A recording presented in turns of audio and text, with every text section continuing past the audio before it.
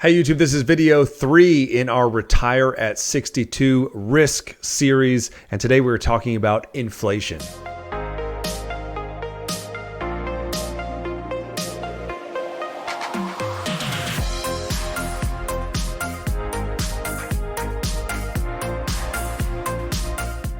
So this might be the most important video that we do in this series.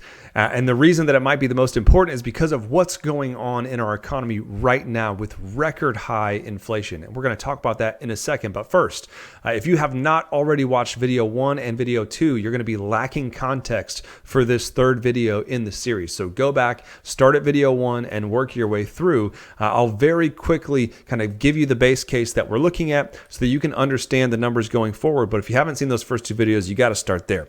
So this is a couple from California, 45-year-olds, male and female. They are making $400,000 a year between the two of them. They have no pension. They do have a maximum Social Security benefit, $1 million in 401ks between the two of them. They are both contributing the maximum amount, and we have already deferred, or rather, we have diverted their 401k contributions into the Roth portion of their 401k. That was video 1. And we have also taken their $40,000 a year that they were saving into a non-qualified brokerage account, and we have built for them 2 index universal life insurance policies that are of the maximum cash and income design. That was also video 1. In video 2, we repositioned a portion of their accounts into an annuity to basically reduce the amount of market risk that they're going to have to take as they approach retirement. And we did that with the addition of a $750,000 annuity. And we did that in the future. We did that, or rather, we're planning that in year 2033, 6 years from their date of retirement. So a $750,000 annuity, that's a reposition of their other assets in 2033. And where that got us was a nice progression. We started out with a 40% probability of being able to retire when and how they want, which was at age 62 with a $200,000 yearly spending budget indexed for inflation. When we added in the tax-free Roth 401k and the index universal life insurance policies, we moved that 40% up to a 63% with no additional money, without adjusting their spending or their retirement date. That's just simply getting money into the right buckets and taking some risk off the table. And then we moved from a 63% up to an 85% by adding in the annuity. And if you remember from the last video that we did, the only reason that they were sitting at a 63% is because they were taking too much market risk. And the market had to cooperate with their timing in order for them to have their money outlive them. They were taking too much market risk. And so by adding in the annuity, we reduced the amount of risk that we're taking in the market. And if we looked at the different sequence of returns and the big impact of positive and negative years. We go from a 63 to an 85. But we're not done yet. And the reason that we're not done yet is because this planning is just not quite adequate. It's not up to our standards because there's still risks that we haven't addressed. Yes, we already addressed the tax risk. In a way, we addressed the market volatility risk with the annuity. But the biggest thing that we haven't talked about is inflation. And the reason I say that's the biggest thing, it used to be that I would say taxes would be the biggest thing. But with the amount of money that our government has been printing over the last decade plus, and with some of the recent numbers that have come out in the last couple weeks to month, we're sitting here in February of 2022. Inflation could be a problem. It's already a problem. I pulled this article from CNBC. Inflation surges 7.5% on an annual basis, more than expected, and the highest since 1982. So I don't think that 7.5% inflation is going to be here forever. And if it is, we're all in trouble because that's nearly impossible to plan for. But when we run all these numbers in this software that we use, we build in inflation. We're not just assuming that the spendable dollar spends the same now as it does in 20, 30, 40 years. We're building in some inflation assumptions. The inflation assumptions that just kind of come built into what we do are 2.25. Now, when we look at 7.5%, and we look at the amount of money that the government has been printing, I think 2.25% is probably a little bit too light. And so the next thing that we have to do, unfortunately, is we have to stress test this retirement given a larger than expected rate of inflation. And so what we're going to start with is a 4% inflation rate over retirement. Now, 4% is pretty aggressive because we're probably not going to get that every single year, but let's be aggressive. Why not? I mean, we can go as high as we want, but let's just take these scenarios and say, well, what if our base inflation rate is 4%? And it should come at absolutely no surprise that if we take our inflation estimate from 2.25% all the way up to 4% per year, our likelihood of success here really takes a nosedive. The 31% was without the annuity, just the index life policy and diverting the money into the Roth 401k. The 41% is where we left off last time. So this is with diverting money into the Roth account, the Roth 401k. This is adding in the index universal life insurance policy designed for maximum cash and income instead of putting money into that after-tax brokerage account. And adding the annuity in 2033. So 41%, not very good. And again, it's no surprise that we're at a 41% likelihood of success. A 4% rate of inflation has the amount of money that you essentially need to withdraw in order to spend that 200, doubling every 18 years, right? That's the rule of 72. You take 72, you divide it by whatever rate of return. Let's just call it 4 because that's the rate of inflation. So that's 18. Every 18 years, that $200,000 of spendable income is going to double. So 18 years into retirement, they have to withdraw $400,000 in order to spend the same, have the same lifestyle. And that's why this is failing so quickly. And this is why, in my opinion, inflation is probably the most important stress test that you need to run on your retirement plan. We're using 4%. We saw 7.5% in January on the CPI. And the CPI index doesn't include some of the things that most of us buy on a routine basis because that would make the number look really, really aggressive.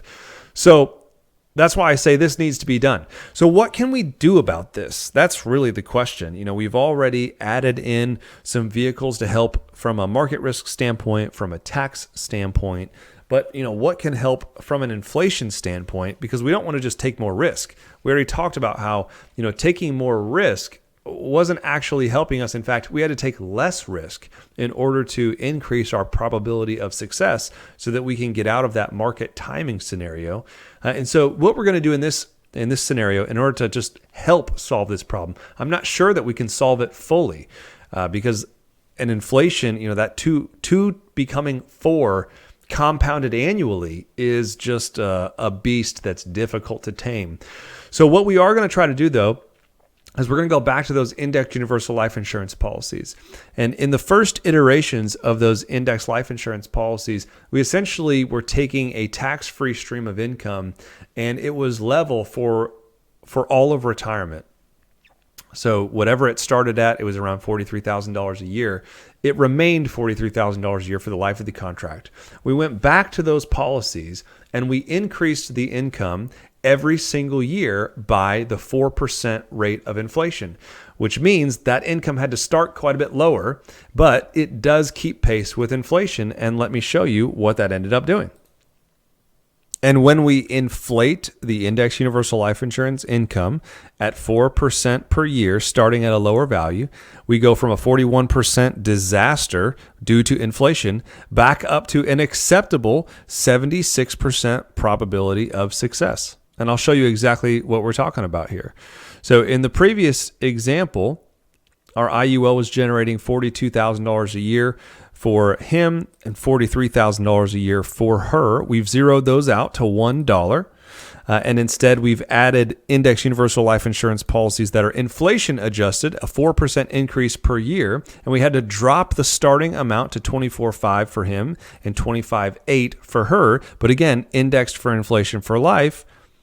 and we're back up to an acceptable 76% likelihood of success. Now you might say, well, Matt, you just showed me an article that said inflation was 7.5%. And the reality is, if we ever get into a situation where inflation is well above the 4% marker, more than likely, there's going to have to be a reduction in spending in order to account for that increase in inflation, because inflation is one of those things that compounds, which makes it very difficult to outpace without really drastic measures at the spending level. A reduction in spending is probably what's going to be needed. I'm going to show you one more thing that I think is really interesting, and that is, in this 76% number that we just showed you there on the inflation stress test, what you're not seeing is the amount of money that's left over in income stream form in these different scenarios. So I want to show that to you, because running out of money doesn't necessarily mean that you're flat broke, right? You can have no dollars and still collect on Social Security. And you'll also remember we layered in an annuity. So you can have no dollars and still be collecting payments from an annuity. And so that's another important metric to look at in these projections is, okay, well, when you do run out of money from an asset standpoint, how much income do you still have coming in? That's important. Let's look at it. So what we're looking at here is our income analysis. And what I've done is I've pulled out the 900th trial, the 900th worst trial. So 1,000th would be the worst. But in the 900th trial, that would be considered a bad run of the market. We essentially run out of money here in 2049. So we're running out of money. These clients run out of money in 2049 because the market did not cooperate with their plans. But by the time we've layered in index universal life insurance policies and an annuity, and we've indexed both of those incomes for inflation, and again, this is the inflation stress test at 4%. So even at that inflation adjusted 4% stress test, since we've layered in secure forms of money, we're actually still spending really close to our goal.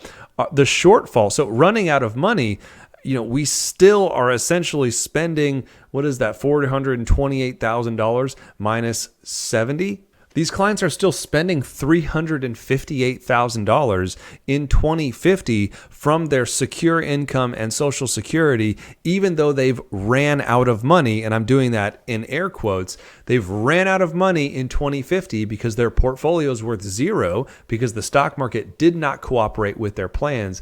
And yet they're still able to spend $358,000 in that year, indexed for inflation at 4%, because they have secure forms of income. And that's why I say, if we really are looking to fully fund some type of retirement goal, and we're also at the same time worried about above average inflation, anywhere between 3.5% to 5.5%, 6%, chances are, on some level, you're just going to have to reduce your overall spending a little bit to compensate for the shortfall. But running out of money doesn't mean you're broke. It doesn't mean that you're only relying on Social Security unless you plan it that way. But the good news is you don't have to plan it that way. By layering in some of these strategies, we're able to maintain enough base income, not subject to market risk, to where these clients are going to be able to get by with a small reduction in their standard of living, even if inflation skyrockets, compounded annually at a 4% rate.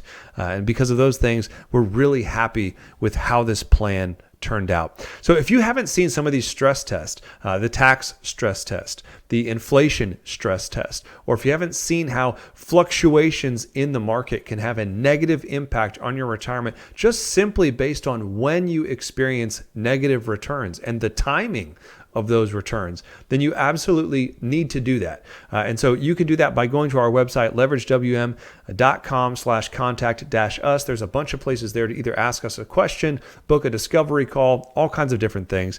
We're not quite done with this series. We're going to tackle one more risk, which is going to be long-term care, in our next video. So if you haven't already done so, subscribe to the channel. That way you can get notified when that next video drops. Send us some comments in the section below if there's things that you want us to cover that we didn't cover. And as always, until next time, Take care. Hey, it's Matthew Decker, Leverage Wealth Management. I just want to give you an opportunity to book a discovery call with us. We get tons of emails, phone calls, voicemails every single week for people asking for policy reviews as well as retirement planning scenarios. And so if you're someone who feels like, man, I have one of these index universal life insurance policies, number one, I don't know if it's any good, or if someone's proposing an index universal life insurance policy to you and you want to get it reviewed, I'd encourage you to book a discovery call with us. It takes maybe 15, 20 minutes. We ask you some questions. We get a feel for what your goals are, what you're trying to achieve, and then we'll do a full policy review for you at no cost.